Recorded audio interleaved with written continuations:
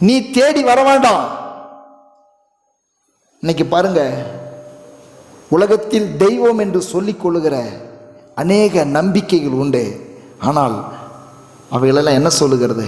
என்னை தேடி இங்கு வா, என்னை தேடி அங்கு வா, என்னை தேடி நான் இங்கே தான் இருப்பேன், நான் இந்த வீட்டுக்குள்ளே தான் இருப்பேன், இந்த மலை மேலே தான் இருப்பேன், இந்த புனித ஸ்தலத்தில் தான் நான் இருப்பேன், இங்கு வந்து என்ன நீ தரிசிக்கணும்.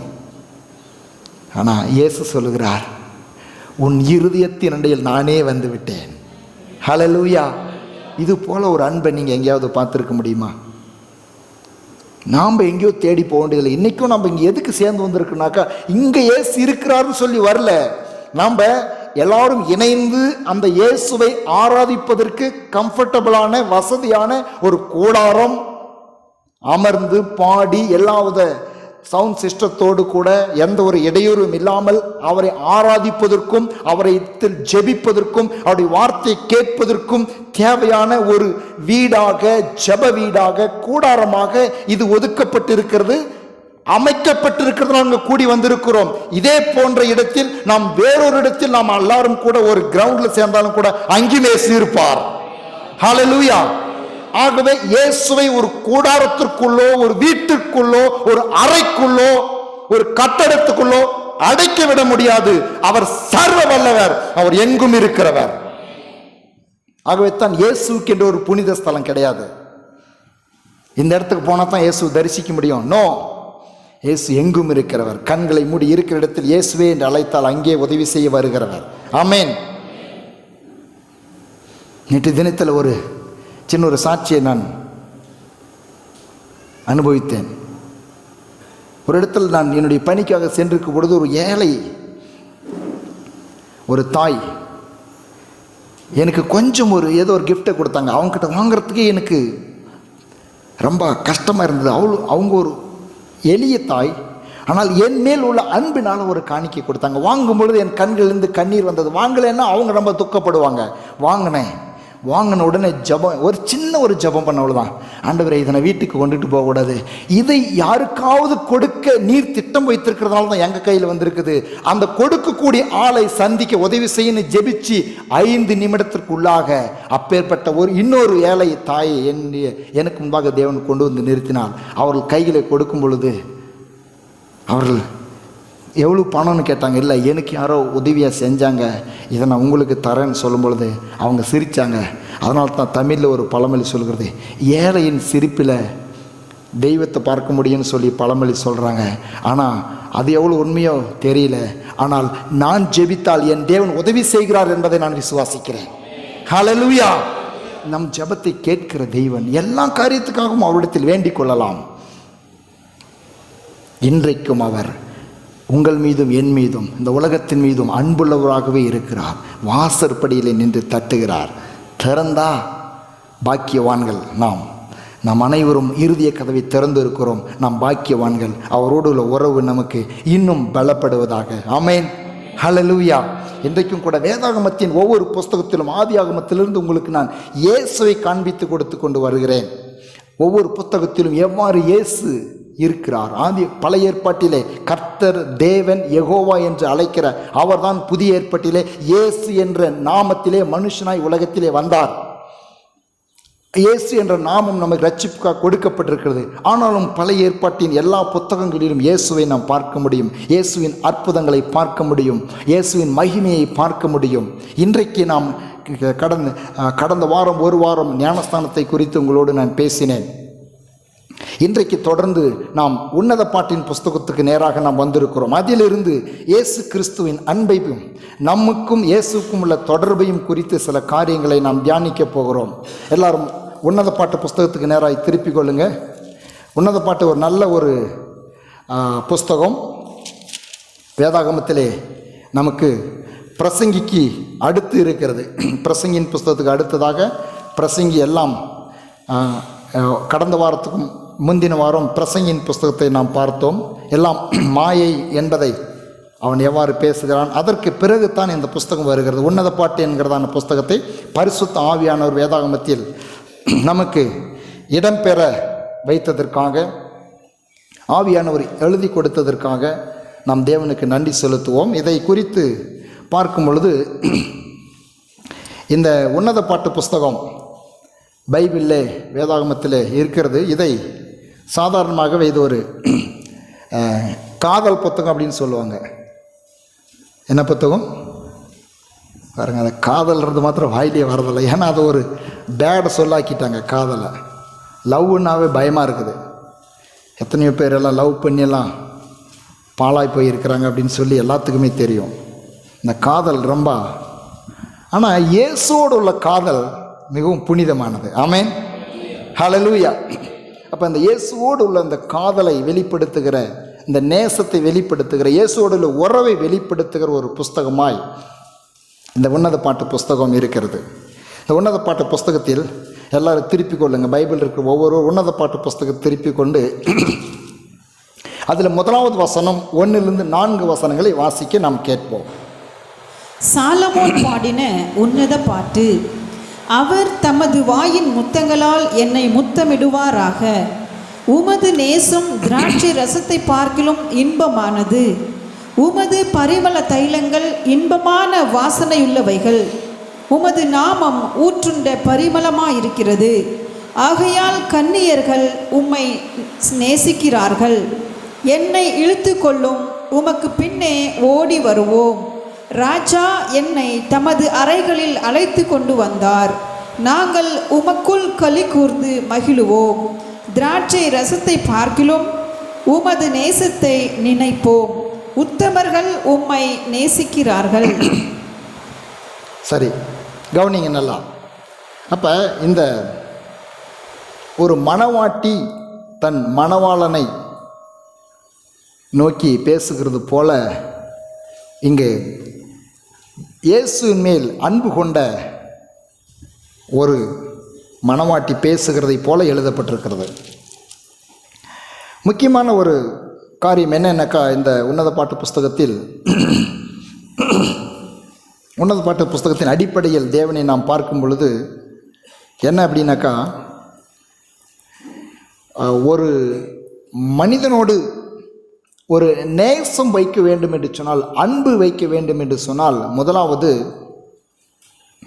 அந்த அன்புக்கு அன்பு காட்டுவதற்கு பல வழிகளிலே ஒருவர் நேசிக்கிறதை வெளிப்படுத்தினாலும், இந்த உலகத்தெல்லாம் அநேகர் அன்பு செய்கிற அந்த அன்பையெல்லாம் வெளிப்படுத்துகிறதற்கு பலவிதமான விதத்திலே தங்களுடைய அன்பை வெளிப்படுத்துகிறார்கள்.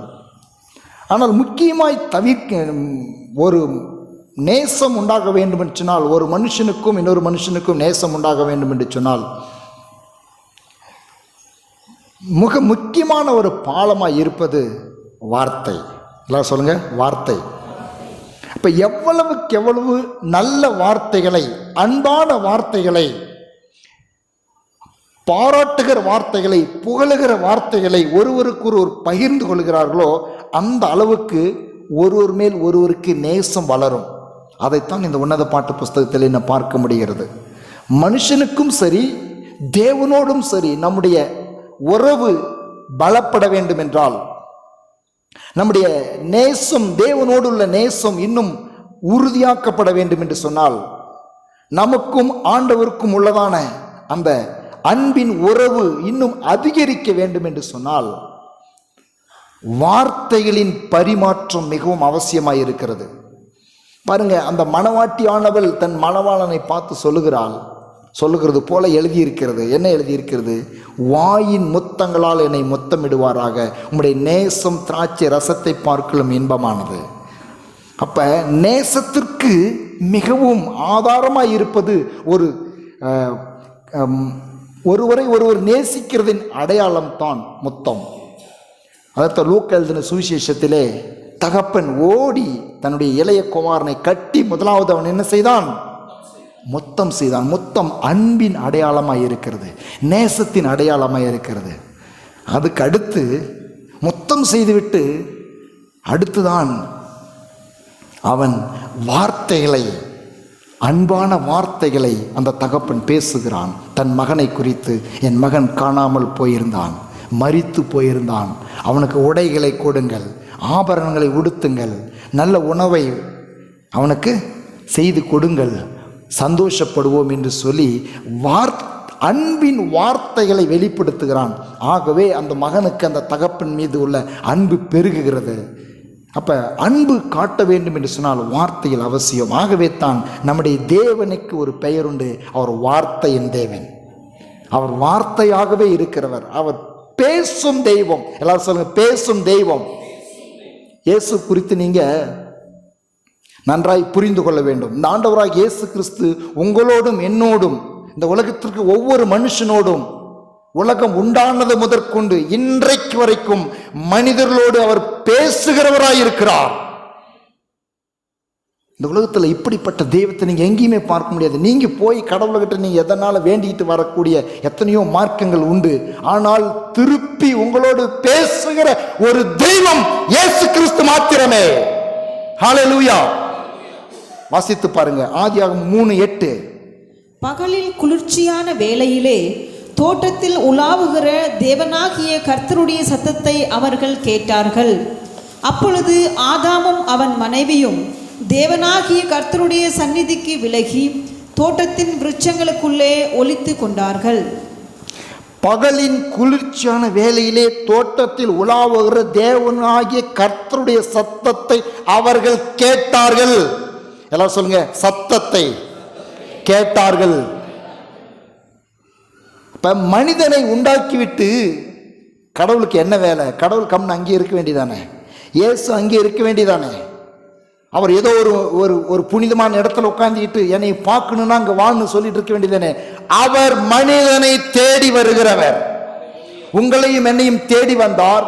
அன்றைக்கு முதலாக அவர் உண்டாக்கின ஆதாம் ஏவாள் என்கிறதான அந்த மனிதர்களை தேடி அவர்களோடு பேசும்படியாக, அவர்களோடு உறவு கொள்ளும்படியாக, வார்த்தையினால் அவர்களோடு சம்பாசிக்கும்படியாக அவர் வருகிறார்.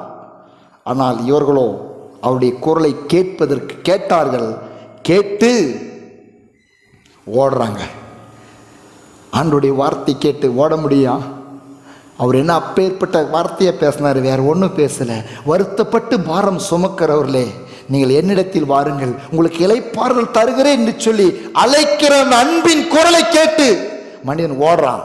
ஏன் தெரியுமா? அவரிடத்தில் வந்தா இளைப்பாறுதல் உண்டாகிவிடும் என்று சொல்லி நம்முடைய விரோதியாக இருக்கிற பிசாசுக்கு நல்லா தெரியும். ஆகவே தன் இயேசுவிடத்தில் வரவிடாதபடி எங்கேயோ ஓட செய்கிறான், எங்கெங்கேயோ ஓட செய்கிறான்.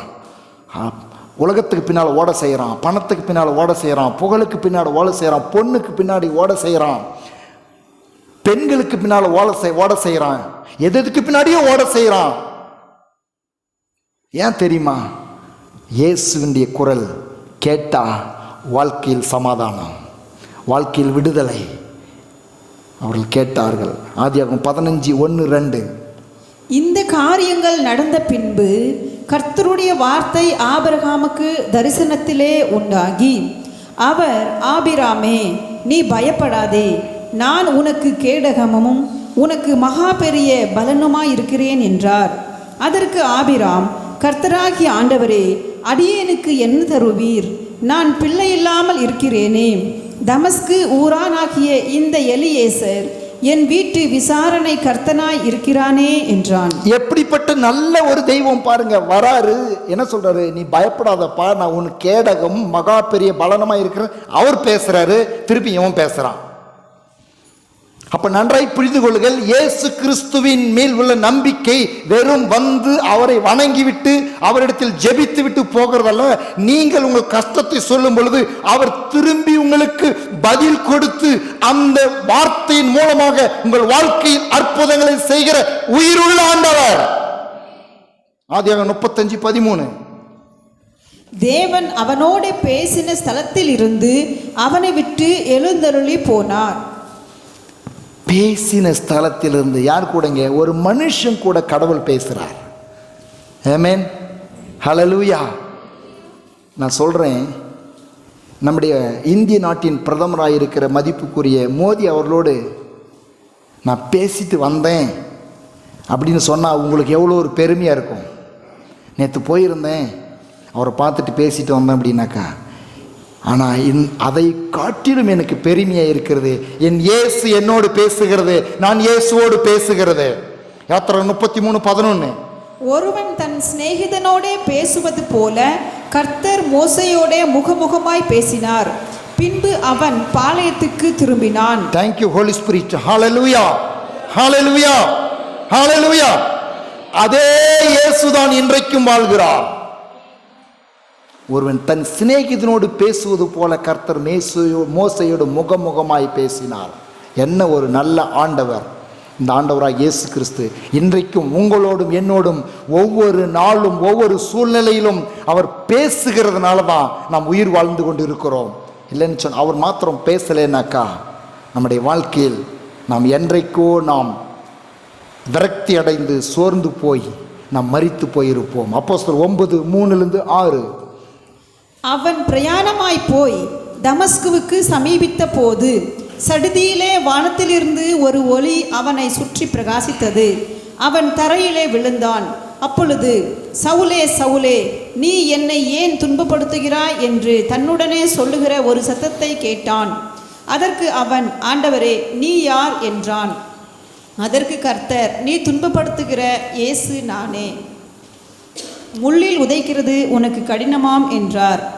அவன் நடுங்கி திகைத்து, ஆண்டவரே, நான் என்ன செய்ய சித்தமாக இருக்கிறீர் என்றான்.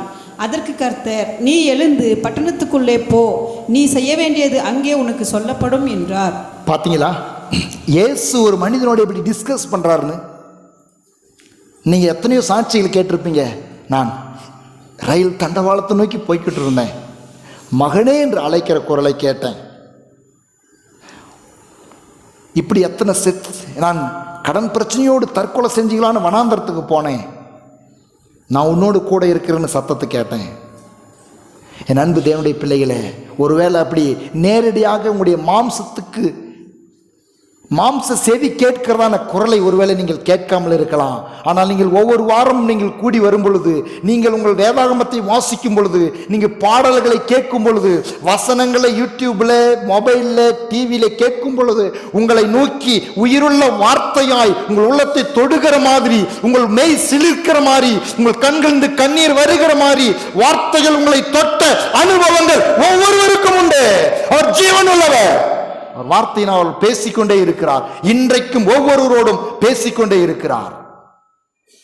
அவர் ஜீவிக்கிறார். அவர் பேசும் தெய்வம். எந்த அளவுக்கு அவர் இறங்கி வந்து மனிதர்களோடு பேசுகிறார் யோசித்து பாருங்க. இப்படிப்பட்ட ஒரு தெய்வத்தை ஆராதிப்பது, அவர் மேல் நம்பிக்கை வைத்திருப்பது நமக்கு பாக்கியமான ஒன்று. வெளிப்படுத்தல் 3:5-6. ஜெயம் கொள்ளுகிறவன் எவனோ அவனுக்கு வெண் வஸ்திரம் தரிப்பிக்கப்படும். ஜீவ புஸ்தகத்தில் இருந்து அவனுடைய நாமத்தை நான் கிறுக்கி போடாமல் என் பிதா முன்பாகவும் அவருடைய தூதர் முன்பாகவும் அவன் நாமத்தை அறிக்கையிடுவேன். ஆவியானவர் சபைகளுக்கு சொல்லுகிறதை காதுள்ளவன் கேட்க கடவன் என்று எழுது. அப்படின்னா என்ன அர்த்தம்? இன்னைக்கும் ஆதியாகமத்தில் ஆபாம் ஏவாளோடு பேசும்படியாய் இறங்கி வந்த அதே இயேசு வெளிப்படுத்தல் விசேஷம் என்கிறதான வேதாகமத்தின் கடைசி புத்தகமாய் இருக்கிற அந்த புத்தகத்தில் ஆவியானவர் மூலமாய் அவர் எழுதப்படுகிறது. நம்மளுக்கு அவர் பேசிக்கொண்டே இருக்கிறாராம். காது இருந்தால் இன்னைக்கும் கேட்கலாம். ஆமென். மனசு இருந்தால் இன்னைக்கும் கேட்கலாம். விருப்பம் இருந்தால் இன்னைக்கும் இயேசுவின் வார்த்தையும் இயேசுவின் அழைப்பையும் இயேசுவின் ஆலோசனைகளையும் இயேசுவின் அறிவுரைகளையும் இயேசு கிறிஸ்துவனுடைய வழிகாட்டுதலையும் இன்றைக்கும் பெற்றுக்கொள்ளலாம். அவர் பேசும் தெய்வம். ஹல்லேலூயா. பேசாம உறவு இருக்க முடியாதுங்க.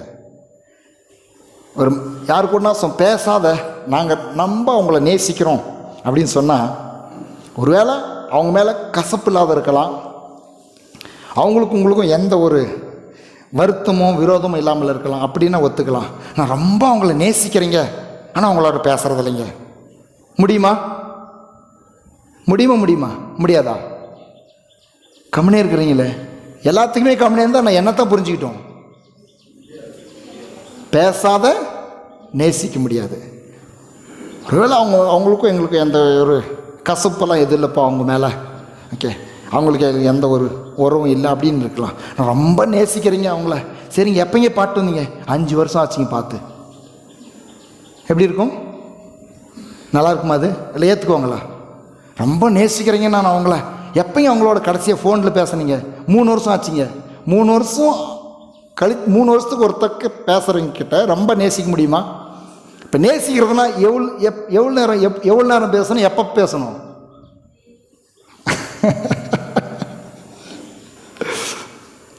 அப்பம்மா பிள்ளைங்களோட ஃபோன் பண்ணுவாங்கள்ல. நான் அந்த இன்னொரு காதலை பற்றி நான் பேச விரும்பலை, தாய் தகப்பனுடைய அன்பை பற்றியே பேச விரும்புகிறேன். அதெல்லாம் தெரியும் உலகத்துலலாம். நான் இங்கே வந்து மேடையில் சொல்லி அதை நீங்கள் புரிஞ்சிக்க வேண்டிய அவசியம் இல்லை. உலகத்தில் காதலிக்கிறவங்களுடைய அந்த காதலில் அதெல்லாம் தோல்வியில் முடிகிற காதல், அதெல்லாம் போலியான காதல், அதெல்லாம் மாயான அன்பு, அதெல்லாம் வந்து அனித்தியமான அன்பு, அது வந்து துக்கத்துலையும் வேதனையிலும் கொண்டு போய் விடுகிற அன்பு. ஆனால் அப்பம்மா பிள்ளைகளோட பேசுகிறத பார்த்துருக்குறீங்களா? காத்தல் எந்திரிச்சும் திருமணம் பண்ணி கொடுத்த பிறகும் கூட, திருமணம் பண்ணுறதுக்கு முன்னாடி பேசுகிறது ஓகே, திருமணம் பண்ணி காத்தல் எந்திரிச்சு தான் பேசுவாங்க, திரும்பி நாஸ்டா ஆனதும் பேசுவாங்க, திரும்பி 11 மணிக்கு ஒருத்தருக்கு பேசுவாங்க, மத்தியானம் சாப்பிட்டியா அப்படின்னு பேசிகிட்டே இருப்பாங்க பொழுதுனிக்குமே. ஏன்னா அது அன்பின் அடையாளம். அது அன்பு இருக்குதுன்றதுக்கு அடையாளம் வார்த்தைகளை பரிமாறினா தான் அன்பு இருக்கிறதுக்கு அடையாளம். பேசாதையே நான் நேசிக்கிறேன்னாக்கா அது பொய்யாத்தான் இருக்கும். ஆகவே தான் இந்த உன்னத பாட்டில் இந்த இயேசு எப்படி வேதாகமத்தில் எல்லா பகுதிகளிலும் மனிதர்களோடு அவர் பேசுகிறார், உறவு கொள்கிறார் என்பதை ஒரு எடுத்துக்காட்டாக காண்பித்தேன். திருப்பி உன்னத பாட்டுக்கு நாம் வருவோம். உன்னத பாட்டிலே ஒரு சில வசனங்களை வாசிக்கும் பொழுது தான் உங்களுக்கு இயேசு எப்படி பேசுகிறார், நம்மை நேசிக்கிறார், நாம் எப்படி அவரை நேசிக்க வேண்டும், இந்த வேதாகமத்தில் உன்னத பாட்டில் ஒரு மணவாட்டியின் ஸ்தானத்தில் இருந்து எவ்வாறு இயேசுவோடு கூட நாம் உறவு கொள்வதற்கு நமக்கு வேதம் வழிகாட்டுகிறது என்பதை நாம் அறிய முடியும். வாசிக்கலாம். உன்னத பாட்டின் புஸ்தகம் 1வது அதிகாரம் 8-9. ஸ்திரீகளில் ரூபவதியே, அதை நீ அறியாயாகில் மந்தையின் காலடிகளை தொடர்ந்து போய் மேய்ப்பர்களுடைய கூடாரங்கள் அண்டையில் உன் ஆட்டுக்குட்டிகளை மேய விடு. என் பிரியமே, பார்வனுடைய ரதங்களின் பூண்டிருக்கிற பரிகள் பவுஞ்சுக்கு உன்னை ஒப்பிடுகிறேன். இது இயேசு பேசுறது. இயேசு என்ன பண்றாரு? உங்களை என்னையும் பார்த்து பேசுற. என்ன சொல்றாரு? பிரியமே. எல்லாம் சொல்லுங்க, என் பிரியமே. யார் பேசுறது? இயேசு உங்களை என்னையும் பார்த்து எப்படி கூப்பிடுறாரு? வேற எந்த ஒரு வார்த்தையும் பாவியேன்னு கூப்பிடலீங்க. அவர் பாவி பார்த்து கூட பாவியேன்னு கூப்பிடல, பாவி மனம் திரும்ப அழைக்க வந்தேன் அப்படின்னு கூப்பிடுறாரு. நாம் இருக்கிற நிலையில் நம்மை அழைக்கிறவர் அல்ல, இல்லாதவைகளை இருக்கிற போல அழைக்கிற தேவன் என்று சொல்லி அவருக்கு பெயர் உண்டு. ஆகவே அவர் என்ன பண்றாரு? என் பிரியமே அப்படின்னு அழைக்கிறாரு. உடனடியாக மணவாட்டியினுடைய ரிப்ளை பாருங்க. மணவாட்டியினுடைய ரிப்ளை, நம்முடைய ரிப்ளை எப்படி இருக்கிறது? உன்னத பாட்டு 1:13-14. என் நேசர் எனக்கு என் ஸ்தலங்களின் நடுவில் தங்கும் வெள்ளை போல சென்று, என் நேசர் எனக்கு எங்கேதி ஊர் திராட்சை தோட்டங்களில் முளைக்கும் மருதோன்றி பூங்கொத்து. அப்ப அவர் என் பிரியமே இயேசு நம்மள அழைச்சா நாம் என்னன்னு கூப்பிடுறோம் அவரை?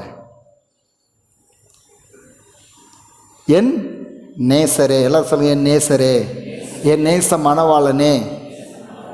பாருங்க, இப்படி வாய்களை திறந்து அவரோடு கூட பேசும் பொழுது, அவரை புகழும் பொழுது, அவரை உயர்த்தும் பொழுது ஒரு அன்பின் பரிமாற்றம் உண்டாகிறது, ஒரு உறவு மேம்படுகிறது. உன்னத பாட்டு 1:15. என் பிரியமே, நீ ரூபவதி, நீ ரூபவதி, உன் கண்கள் புறா கண்கள். இயேசு சொல்றாரு. அப்படி என்னன்னு சொல்றாரு? என் பிரியமே நீ. ஒருவேளை உங்கள் வீட்டில் நீங்கள் ரொம்ப கருப்பாக இருக்கிறதுனால உங்களுக்கு அப்படிப்பட்ட பேர் வச்சுருக்காங்களா? அந்த பேரை நான் வாயில் சொல்ல விரும்பலை. இல்லை கொஞ்சம் அழகாக இல்லாததுனால ஏதோ ஒரு சரீரத்தில் பாருங்கள், எல்லாம் பர்ஃபெக்டாக இருக்க முடியாது, ஏதோ ஒரு குறைபாடுகள் நம்முடைய சரீரத்தில் இருக்கத்தான் செய்யும். அந்த குறையை வைத்து அந்த குறையின் அடிப்படையில் அவர்களை ஊனமுற்றவர்களாய் அழைப்பார்கள். அது உலகத்தினுடைய ஒரு வழக்கமாக இருக்கிறது. ஆனால் நீங்களும் நான் எப்படி இருந்தாலும் அவருடைய பார்வையில் எப்படி அவர் அழைக்கிறார்? என் ரூபவதியே. எல்லாம் சொல்லுங்க, என்னை ரூபவதியே, பிரியமே என்று அழைக்கிற இயேசு எனக்கு இருக்கும்போது மனிதன் எனக்கு என்ன செய்வான்? இதுதாங்க உங்களையும் என்னையும் ஆற்றி தேற்றுகிற வார்த்தைகள். அப்ப உடனடியாக மணவாட்டி சொல்ற காரியத்தை பாருங்க. 16. நீர் ரூபம் உள்ளவர், என் நேசரே, நீர் இன்பமானவர், நம்முடைய மஞ்சம் பசுமையானது. உடனடியாக மணவாட்டிகளாக இருக்கிற நாம் வர்ணிக்க வேண்டியது என்ன தெரியுமா? அவர் ரூபவதியேன்னு கூப்பிட்டாக்கா நாம் என்ன பண்றது? அவரை நீர் ரூபம் உள்ளவர், அல்லேலூயா. இப்படி தானே உலகத்தில் நடக்குது. அந்த உலகத்தில் நடக்கிறதை விட மேலான ஒரு லவ்வின் ஸ்டோரி இது. இயேசுவோடு உள்ள ஒரு அன்பின் ஸ்டோரி, உறவின் ஸ்டோரி, நேசத்தின் ஸ்டோரி இது. நீர் ரூபம் அல்லவர், என் நேசர் நீர் இன்பமானவர். ஹல்லேலூயா. அதனால்தான் இந்த இயேசுவின் அன்பை குறித்து ஃபாதர் பெக்மன்ஸ் அவர்கள் நிறைய பாடலில் பாடியிருப்பாங்க. கவர்ச்சி நாயகனே உம்முடைய அன்பு போதுமே.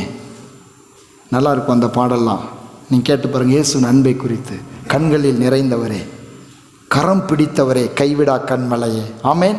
அவர் கவர்ந்துட்டார். அவர் எப்படி கவர்ந்தார்? அவருடைய அழகான அந்த அன்பின் வார்த்தைகளால், அன்பின் சுபாவத்தால் உங்களையும் என்னையும் கவர்ந்து விட்டார். எப்படி கவர்றாரு பாருங்க. நம்ம எந்த சூழ்நிலை இருந்தாலும், ஒரு தடவை ஒரு ஜோக் உங்களுக்கு சொல்ல விரும்புகிறேன். ஒரு ஃப்ரெண்டோடு பேசிகிட்டு இருக்கும் பொழுது, அவங்க என் பக்கத்தில் இருந்த ஃப்ரெண்டு அவங்க ஃப்ரெண்டை பார்த்து கேட்குறான். என்ன ஃப்ரெண்டுங்க, இப்போ ஏண்டா நீ இவ்வளோ ஒரு அழகாக இருக்கிறியே, எப்படா இந்த உங்கள் மனைவி இவ்வளோ ஒரு கருப்பாக இருக்கிறாங்களே, எப்படி மேரேஜ் பண்ணிக்கிட்ட, கொஞ்சம் கூட அழகே இல்லையே அப்படின்னு சொல்லி அவன் கேட்குறான்.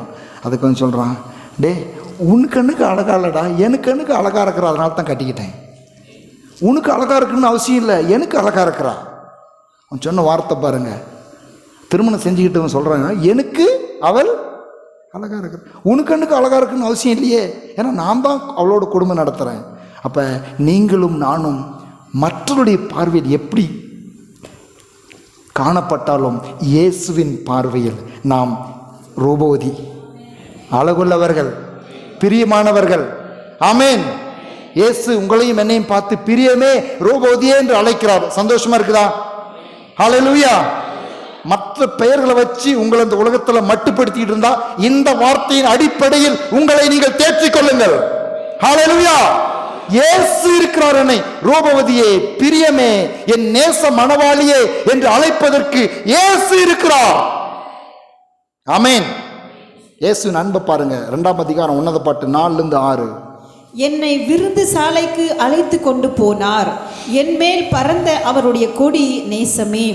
திராட்சை ரசத்தால் என்னை தேற்றுங்கள், கிச்சலி பழங்களால் என்னை ஆற்றுங்கள், நேசத்தால் சோகமடைந்திருக்கிறேன். அவருடைய அன்பிலேயே மயங்கி போயிட்டு அப்படின்னு இந்த மணவாட்டி சொல்லுகிறாள். நாமும் அப்படிதான் இருக்கிறோம் இல்லையா? இயேசு அன்பிலேயே மயங்கிட்டோம். அதனால தான் பாருங்க, இந்த உலகத்தில் எதுவுமே உங்களை என்னையும் மயக்க முடியறது இல்லைங்க. மதுபானம் மயக்க முடியறதில்ல, மற்ற உலகத்தின் இச்சைகள் மயக்க முடியறதில்ல, பண ஆசை மயக்க முடியறதில்ல, பொருளாசை மயக்க முடியறதில்ல. ஏன்னா ஏற்கனவே நான் மயங்கி இருக்கிறேன் இயேசுவின் அன்பினாலே. ஹல்லேலூயா. இயேசுவின் அன்பில மயங்கிருங்க. இயேசுவின் அன்பில் மயங்கிட்டாக்கா உலகத்தில் வேற எதுவுமே உங்களை என்னைய மயக்க முடியாது. இயேசுவின் அன்பிலேயே மயங்கிருங்க. அவரே அப்படி அதே அந்த இயேசு நேசிக்கிறதுல அந்த போதையிலேயே, இயேசுவின் மேல அந்த பாசம், நேசம், இயேசுவின் மேல உள்ள காதல், இயேசுவின் மேல உள்ள லவ்ல அப்படியே மூழ்கி இருந்தோம் அப்படின்னாக்கா எதுவுமே நம்மளுக்கு பெருசா தெரியாது. அதனால தான் பாருங்க, உலகத்தில் காதலிக்கிறவர்கள் தற்கொலை பண்ணிக்கிறார்கள். ஏன் தற்கொலை பண்ணிக்கிறாங்கனாக்கா அவங்களுக்கு கண்ணு எதுவுமே தெரியாது. அவள் கைவிட்டால், அவன் கைவிட்டால் அடுத்த நிமிஷம் அவர்களுக்கு இருக்கிற ஒரே ஒரு குறிக்கோள், இந்த உலகத்தில் நான் வாழக்கூடாது. ஏன்னா பறந்து இருக்குதுங்க இந்த சோடு. உலகத்தில் எதுவுமே கண்ணு தெரிய மாட்டேது அவனுக்கு. ஏன்னா அந்த அந்த ஒரு ஆணுடைய அந்த பொண்ணுடைய அந்த மோகத்தினால், அந்த பாசத்தினால் அப்படியே மயங்கி இருக்கிறதுனால, அதில் ஏதாவது முறிவு ஏற்பட்ட உடனே அவன் உடனடியாக தன்னுடைய வாழ்க்கையை முடித்து கொள்ள பார்க்கிறான். ஆனால் இந்த அன்பில், இந்த நேசத்தில், இந்த இயேசுவின் நேசத்தில், அந்த நேச கொடியினால் நாம் மயங்கி இருப்போம் என்று சொன்னால், இது ஒரு பொழுதுமே நம்மை வெட்கப்படுத்தாத, கைவிடாத நேசம் என்று சொல்லி வேதத்தில் பார்க்கிறோம். ஆமென். இதில் மயங்கி இருங்க, எதுவுமே நம்மளை மயக்காது. இன்னைக்கு எதுக்குங்க மற்றத்தில் போய் மனுஷன் ஈடுபட்டு தன் வாழ்க்கையை அழித்து கொள்கிறான்?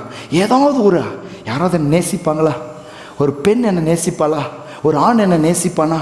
யாரோ ஒருத்தர் என்னை நேசிப்பாங்களான்னு ஏங்கி அலையிறான். நான் சொல்கிறேன், உங்களையும் என்னையும் உயிர் கொடுத்து நேசித்த இயேசு உண்டு.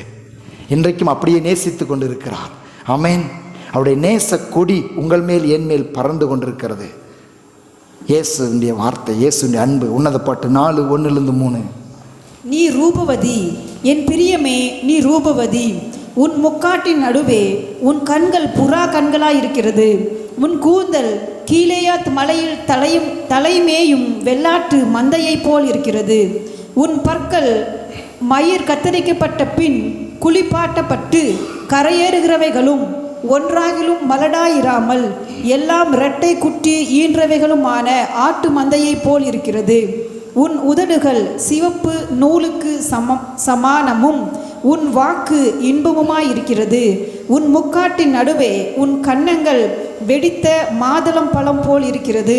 என் இருதயத்தை கவர்ந்து கொண்டாய் என் சகோதரியே, என் மணவாளியே. உன் கண்களில் ஒன்றானாலும் உன் கழுத்தில் உள்ள ஒரு சரப்பணியினாலும் என் இருதயத்தை கவர்ந்து கொண்டாய். உன் நேசம் எவ்வளவு இன்பமாயிருக்கிறது என் சகோதரியே, என் மணவாளியே. திராட்சை ரசத்தை பார்க்கிலும் உன் நேசம் எவ்வளவு மதுரமாயிருக்கிறது. சகல கந்த வர்க்கங்களை பார்க்கிலும் உன் பரிமள தைலங்கள் எவ்வளவு வாசனையுள்ளதாய் இருக்கிறது. என் மணவாளியே, உன் உதடுகளின் தேன் ஒழுகுகிறது. உன் நாவின் கீழ் தேனும் பாலும் இருக்கிறது.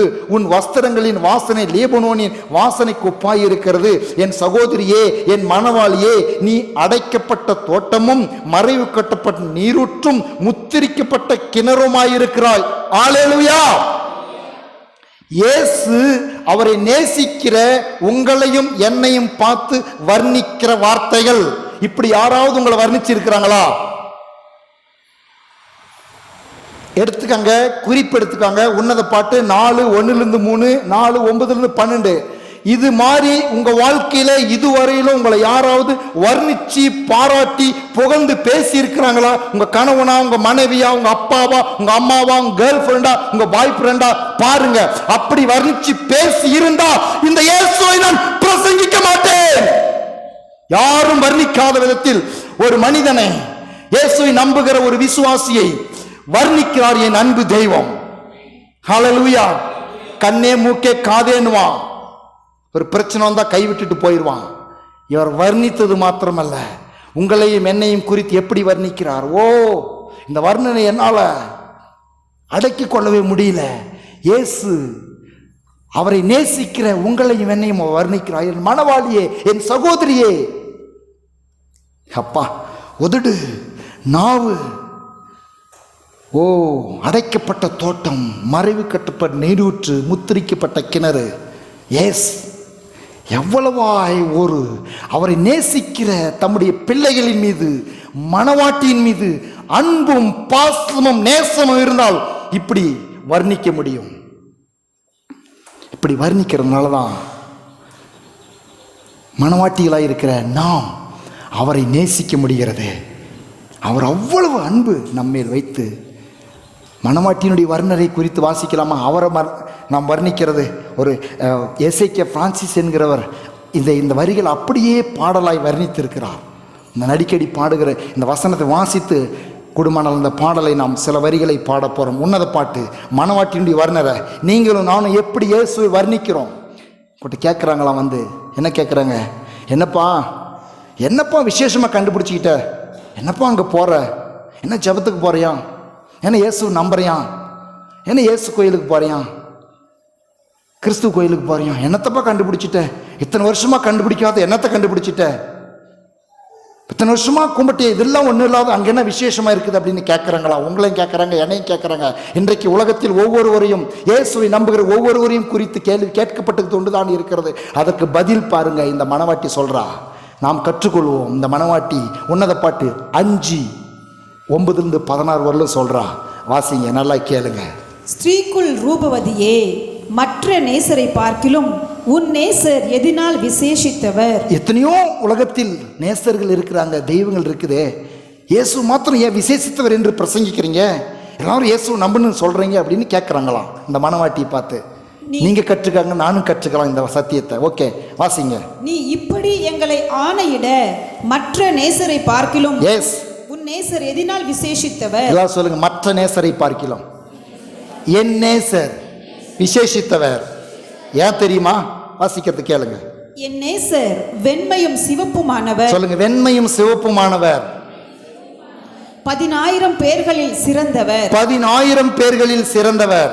அவர் தலை தங்கமயமாய் இருக்கிறது. அவர் தலை தங்கமயமாய் இருக்கிறது. அவர் தலை சுருள் சுருளாயும் அவர் தலைமயிர் சுறுசுருளாயும் காகத்தை போல் கருமையுமாயும் இருக்கிறது. காகத்தை போல் கருமையுமாய் இருக்கிறது.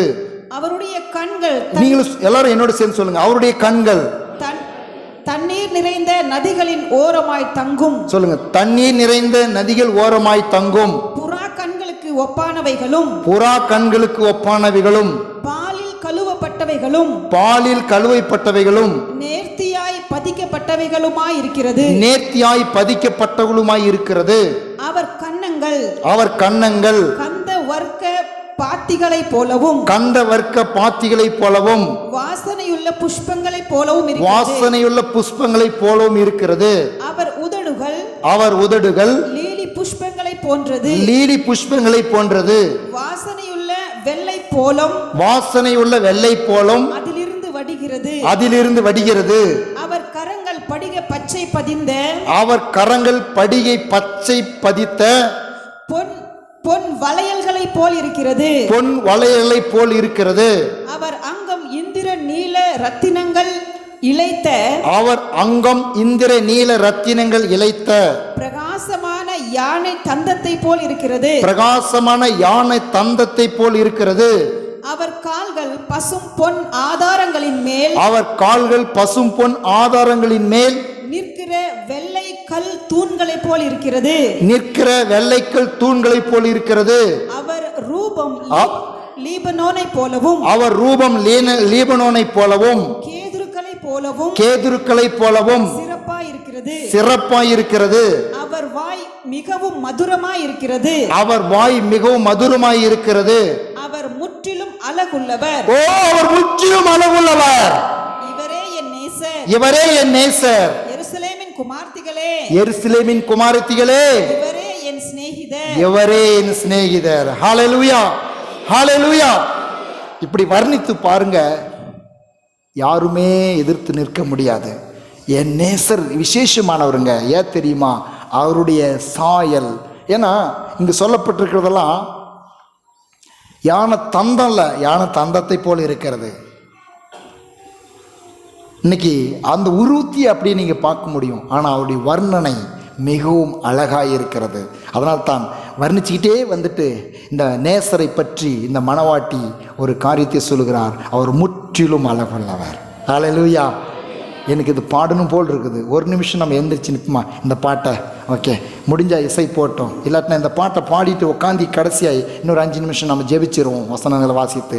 ஓ தேங்க்யூ ஹோலி ஸ்பிரிட். நன்றி பரிசுத்த ஆவியானவரே. நன்றி. இந்த பாடலை நாம் பாட போகிறோம் எல்லாரும் கூட. ஹல்லேலூயா. சந்தோஷமாக, யாரும் கண்ணை மூடிட்டோம் இல்லை சோர்ந்து போயோ அல்ல, சந்தோஷமாய் பாட போகிறோம். என்ன தெரியுமா? ஹல்லேலூயா.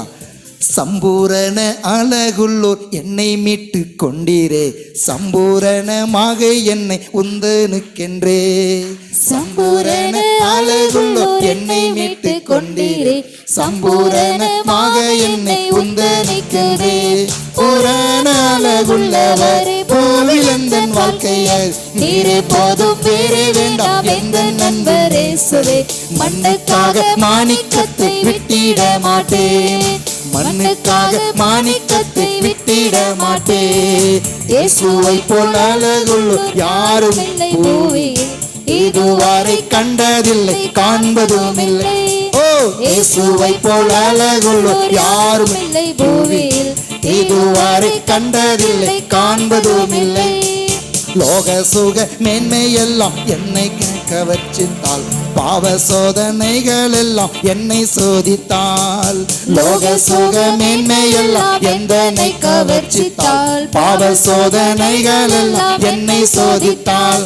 பூரண அழகுள்ளவரே பூவிலந்தன் வாழ்க்கையது நீரே போதும், வேறே வேண்டாம் எந்த நண்பரே சுவே. மண்ணுக்காக மாணிக்கத்தை விட்டிட மாட்டேன், இந்த மண்ணுக்காக மாணிக்கத்தை விட்டிட மாட்டேன். தினம்தோறும் உம்மேலுள்ள அன்பு என்னில் பொங்குதே, நேசரே நீ வேகம் வந்து என்னை சேருமே. தினம்தோறும் உம்மில் உள்ள அன்பு என்னில் பெருகுதே, நேசரே நீ வேகம் வந்து என்னை சேருமே.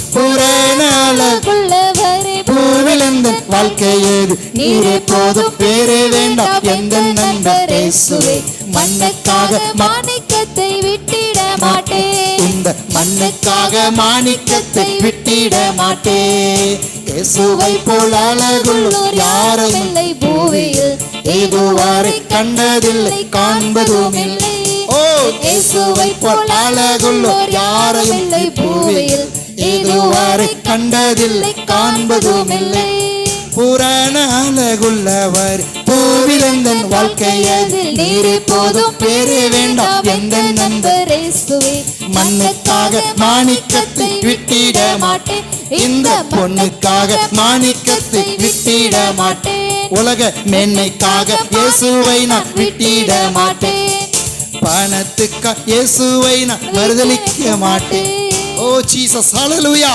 ஹalleluya ஹalleluya ஹalleluya இவர் பூரண அழகுள்ளவர் ஆமென் இதை காட்டிலும் அழகுள்ளது இந்த உலகத்தில் எதுவுமே இல்லை ஆமென் ஆகவே இந்த இயேசுவுக்கு ஈடாக உலகத்தில் எதுவுமே இருக்க முடியாது ஆகவே இந்த உலகத்தில் எல்லாம் இயேசுவுக்கும் பின்னாடி தான் ஆகவே தான் ஃபாதர் பெக்மன் சொல்லுகிறார் இயேசுவின் பின்னால் போகத் துணிந்தேன் ஆமென் உலகம் எனக்கு என்ன செய் பின்னே இந்த இயேசுவின் அன்பில் நாம் மயங்கிட்டோம் அப்படின்னாக்கா என்ன தெரியாது எதுவுமே நம்மளுக்கு பெருசாக தெரியாது ஆகவே தான் நான் காலையிலே வந்து நான் அமர்ந்திருந்த பொழுது எனக்குள்ளே இந்த உணர்வு உண்டானது ஏன் அப்படின்னாக்கா இயேசு எவ்வளோ அழகுள்ளவர் எவ்வளவு நேசிக்கிறவர் எவ்வளவு அன்புள்ளவர் இந்த அன்புள்ள இயேசு நாம் எல்லாம் அங்கே இணைந்து தான் என்ன பண்ணுறோம் ஆண்டவரே உங்களை ஆராதிப்பதற்கு உங்களை பாடி மகிமைப்படுத்துவதற்கு உங்களை நேசிப்பதற்கு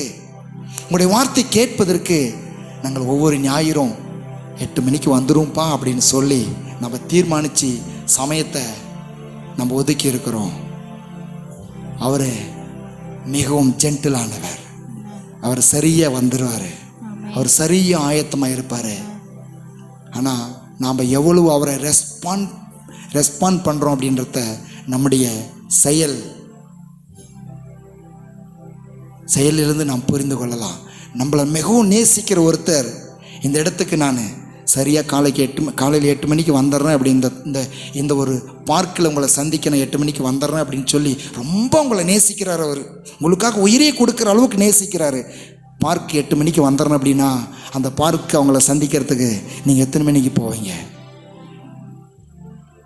7:45 போய் உட்காந்துட்டு இருப்பீங்க என்னை மிகவும் நேசிக்கிறவர் அவர் இல்லைன்னா எனக்கு வாழ்க்கையே இல்லை அவரால் தான் இன்னைக்கு வாழ்ந்துட்டு இருக்கிறேன் ஆகவே அவர் என்னை சந்திக்கிறதுக்கு வரன்றாரு அப்படின்னு சொல்லி அந்த பார்க்கு 7:45 போய் உட்காந்துட்டு இருப்பீங்க ஆனால் இந்த உலகத்தில் எந்த மனுஷனும் நேசிக்காத அளவுக்கு நேசிக்கிற இயேசுவை ஆராதிப்பதற்கு நாம்ளே தீர்மானித்து கொள்வோம் ஏன்னாக்கா அந்த அன்பின் நேசம் அந்த அன்பின் அக்கினி பற்றி எரிஞ்சாக்கா ஒருத்தர் பார்க்குறதுக்கு நம்மளை அதிகமாக நேசிக்கிற பல வருஷங்கள் வெளிநாட்டுக்கு போய் வேலை பண்ணிட்டு வரும் பொழுது மனைவியோ பிள்ளைகளையோ பார்க்குறதுக்கு வரேன்னு சொல்லி அவர் சொல்லியிருந்தாக்கா அவங்கள சந்திக்கிறதுக்கு அவங்கள அழைக்கிறதுக்கு விமான நிலையத்திலையோ பஸ் நிலையத்திலையோ ரயில் நிலையத்திலையோ மனைவியோ பிள்ளைகளோ எவ்வளோ நேரத்துக்கு முன்னாடி போயிருப்பாங்க அவங்க வந்து இறங்கி வெயிட் பண்ணிட்டு இருக்க அளவுக்கு இவங்க விடுவாங்களா அவங்க 4 மணிக்கு வரேன்னா 3 மணிக்கு போய் வெயிட் பண்ணுவாங்க காரணம் என்னன்னாக்கா அன்பு ஹல்லேலூயா இந்த அன்பும் இந்த காதலும் இந்த பாசம் இயேசு மேலே வந்துருச்சுனாக்கா இயேசு ஆராதிக்கிறதுக்கும் இயேசுவை துதிக்கிறதுக்கும் இயேசுடைய சமூகத்துக்கு ஓடி வருகிறதுக்கும் நமக்கு சமயம் ஒரு தடையே பண்ண முடியாது பாசம் பெருகினா போதும் எந்த டிஸ்டர்போ எதுவாக இருந்தாலும் அதனால் தான் நேசம் பெர்க்மன்ஸ் இப்போ பாடும் பொழுது உம்மீது கொண்ட நேசம் அக்கினி ஜுவாலை என்றோம் தண்ணீரும் வெள்ளங்களும் தணிக்க முடியாதையா உங்களை தண்ணி தடுக்குதா வெள்ளம் தடுக்குதா உலக இன்பம் தடுக்குதா வேலை தடுக்குதா பணம் தடுக்குதா பொருள் தடுக்குதா உங்களுக்கு இருக்கிறதான ஜாப்தாரி தடுக்குதா உங்களுக்கு இருக்கிறதான வேலை தடுக்குதா அவைகளெல்லாம் இரண்டாவது தான் அந்த வேலையை கொடுத்தவர் இயேசு அந்த பணத்தை கொடுத்தவர் இயேசு அந்த ஜாப்தாரியை கொடுத்தவர் இயேசு இந்த உலகத்தில் மேன்மை கொடுத்தவர் இயேசு அவரை வெயிட் பண்ண வச்சுட்டோம் யோசித்து பாருங்க அவர் வெயிட் பண்ண வச்சாக்கா வாழ்க்கையில் நம்ம எப்படி சந்தோஷத்தையும் சமாதானத்தையும் முழுமையாய் அனுபவிக்க எப்படி நம்மளுக்கு வாய்ப்புகள் உண்டாகும் நம்மளை சந்திக்கிறதுக்கு ஒரு எம்எல்ஏ வராரு ஒரு எம்பி வராரு ஒரு பிரதமர் வராரு அப்படின்னு சொன்னாக்கா எவ்வளோ நேரம் முன்னாடி போய் வெயிட் பண்ணுறோம் ஒரு அட்லீஸ்ட் வேண்டாங்க அவ்வளோலாம் வேண்டாம் ஒரு நல்ல டாக்டருக்காக எவ்வளோ நேரம் வெயிட் பண்ணுறோம் முன்னாடியே போய். ஆனால் டாக்டரை காட்டிலும் பெரிய டாக்டர், உலகத்தில் இருக்கிற அதிகாரிகளை காட்டிலும் பெரியவர், உலகத்தில் இருக்கிற என்னை நேசிக்கிற என் தாய், என் தகப்பன், என் மனைவி, பிள்ளைகளை காட்டிலும் அதிகமாக என் மேல் நேசம் உள்ளவர், சர்வ வல்லவர், சம்பூர்ண அழகுள்ளவர். அப்போ இந்த உலகத்தின் மண்ணாய் அழிந்து போகிற இந்த காரியங்களுக்காக இயேசுவை நான் விடமாட்டேன். ஹல்லேலூயா.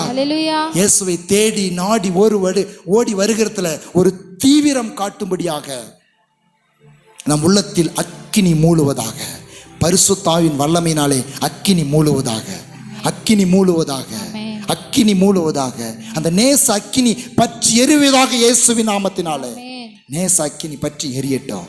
அவரை நேசிங்க. அவர் நேசத்தில், இயேசுவின் மேல் உள்ள அன்பில், இயேசுவின் மேல் உள்ள பாசத்தில் மயங்கிருங்க. உலகத்தில் எதுவுமே கண்ணுக்கு தெரியாது, எதுவுமே கண்ணுக்கு தெரியாது. அதனால்தான் பக்தர்கள் சொல்கிறார்கள், இயேசுவை நேசிக்க நேசிக்க. ஃபாதர் பெக்மான்ஸ் ஆரம்பத்தில் சொன்னார், இயேசுவின் அன்பை ருசிக்க ஆரம்பித்த உடனே இந்த வேத வசனம் உணவை விட எனக்கு மேலாகி தோன்றியது. சில நேரத்தில் உணவே சாப்பாடே மறந்து போயிடுது, உலக காரியங்களே மறந்து போயிடுது. ஏன் தெரியுமா? இயேசுவை நேசிக்க அப்படின்னு மறந்து வந்து அந்த உலக காரியங்கள் மறந்து, உலக காரியங்களில் நாம் எந்த விதத்திலும் ஈடுபடாமல் இயேசுவை நேசிக்க வேண்டும் என்று அல்ல. நாம் இயேசுவை நேசிக்கும் பொழுது உலக காரியங்கள் இயேசுவை நேசிப்பதற்கு தடுக்கும் பொழுது அவர்களை தாண்டும் பலன் உண்டாகிறது. எதுவுமே தடுக்க முடியறதில்ல. அந்த வாஞ்சை, அந்த அனல், நேச அனல் இயேசுவின் மேல நம்மளுக்கு பரிசுத்த ஆவியானவர் மூலமாய் உண்டாகிவிட்டால் எதுவுமே தடுக்காது. நேரம் ஒரு பொருட்டல்ல, சமயம் ஒரு பொருட்டல்ல, தூரம் ஒரு பொருட்டல்ல, நம்முடைய பலவீனம் ஒரு பொருட்டல்ல. நமக்கு இருக்கிறதான ஜவாப்தாரிகள், பொறுப்புகள். ஆமாம், எல்லாருமே ஒரு பொறுப்பில் கடமையில் இருக்கிறவைகளாம் ஒரு பொறுப்பே அல்ல. என் இயேசுவை சந்திக்க போகிறேன், என் இயேசுவை சபையோடு இணைந்து ஆராதிக்க போகிறேன். ஒரு தூண்டுதல், ஒரு துடிப்பும் உண்டாகும். இதுவே இயேசு கிறிஸ்துவின் மேலுள்ள நம்முடைய அன்பாய், பாசமாய் நம்முடைய உள்ளத்தில் எழும்புவதாக. இயேசு நம்மை நேசிக்கிறார். இயேசுவின் அன்புக்கு ஈடாக நாம் எதை கொடுத்தாலும் அது ஈடாகாது. இயேசு அவ்வளவு நேசமுள்ளவர், பாசமுள்ளவர். இந்த உன்னத பாட்டில் ஆகவே அவரோடு உறவு கொள்வதில் தீவிரம் காட்டுங்கள். அதனால் தான் முற்றிலும் இதை ஒரு வார்த்தையில் கொண்டாந்து இயேசு தன்னுடைய பிரசங்கத்தில் அடக்கிவிட்டார். என்ன அடக்கினார்னாக்கா, முதலாவது தேவனுடைய ராஜ்யத்தை தேடுங்கள், இவரெல்லாம் உங்களுக்கு கூட கொடுக்கப்படும். அப்படின்னா என்ன அர்த்தம்? இயேசுவை நேசித்தாக்கா அவர் நம்முடைய காரியங்களை பார்த்து கொள்வார். நல்ல வேலையை தருவார், நல்ல திருமண வாழ்க்கையை தருவார், நல்ல படிப்பை தருவார், நல்ல வசதியை தருவார், சந்தோஷமாய் வாழ வைப்பார். இயேசு இன்றைக்கும் ஜீவிக்கிறார். எவ்வளவு நேசிக்கிறார் பாருங்க நம்மளை. நாம் எவ்வளோ அவ்வளோ நேசிக்கணும். அப்போ இந்த நேசத்துக்கு பாலமாக இருப்பது வார்த்தைகள். அதைத்தான் உன்னத பாட்டில் பார்த்தோம். வார்த்தை ஒவ்வொரு நாள் வர்ணிங்க இயேசுவை பார்த்து. இயேசு எப்படியெல்லாம் உங்களை வர்ணிக்கிறாரு அது தெரியாதனால தான் நாம் இயேசு வர்ணிக்க முடிகிறதில்ல. ஆகவே தான் அவரை பார்த்து நாம் வர்ணிப்போம். என் நேசமே, என் மணவாளனே. கண்களை மூடி கரங்களை உயர்த்தி ஹல்லேலூயா. கவர்ச்சி நாயகனே, கண்களில் நிறைந்தவரே, கரம் பிடித்தவரே, கைவிடா கண்மலையே. சொல்லுங்க, கவர்ச்சி நாயகனே, கண்களில் நிறைந்தவரே, கரம் பிடித்தவரே, கைவிடா கண்மலையே. உம்மீது கொண்ட நேசம் அக்கினி ஜுவாலை என்றோ. சொல்லுங்க, உம்மீது கொண்ட நேசம் அக்கினி ஜுவாலை என்றோ.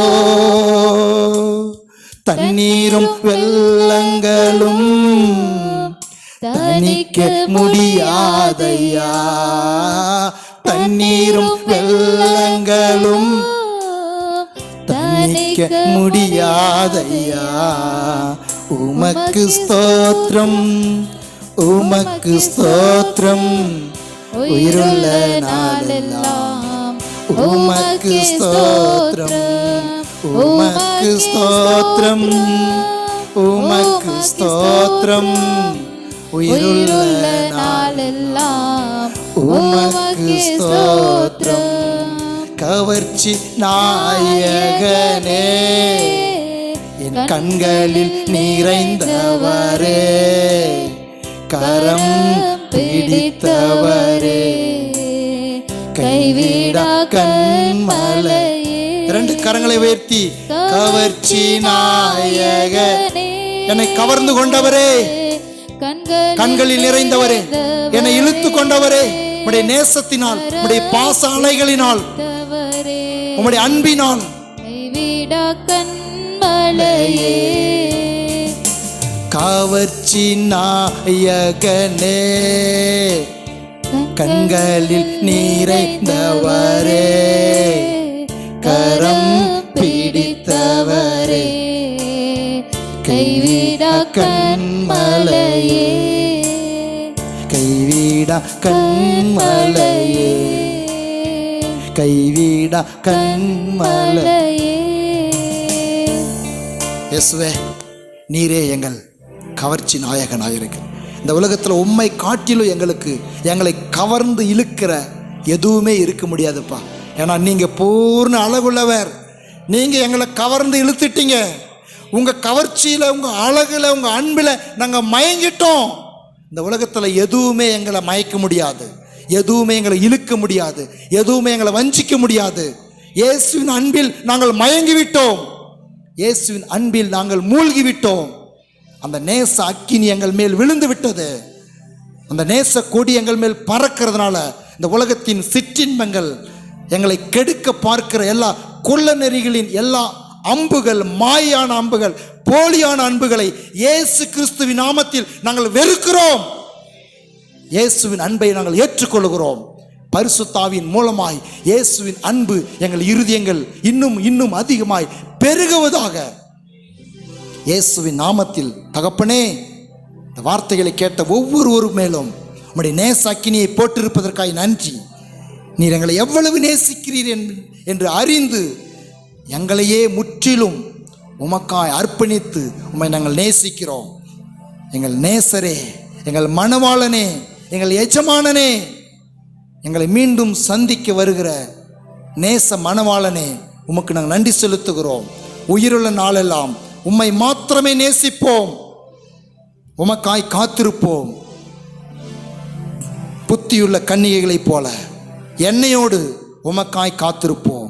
உம் நேசத்திற்காய், உம்முடைய பாசத்திற்காய் நாங்கள் எப்பொழுதும் ஏங்கி நிற்போம். எங்களை முற்றிலும் தருகிறோம். உம்முடைய நேச அக்கினி இன்னும் எங்கள் மேல் விழுவதாக, உம்முடைய நேச கொடி இன்னும் எங்கள் மேல் பறப்பதாக, உம்முடைய நேசத்தினால் எங்களை முத்தமிடுவீராக, எங்கள் ஒவ்வொருவரையும் நீ தழுவிக்கொள்வீராக, உம்முடைய பிரசன்னத்துக்குள் எங்களை வைத்துக் கொள்வீராக.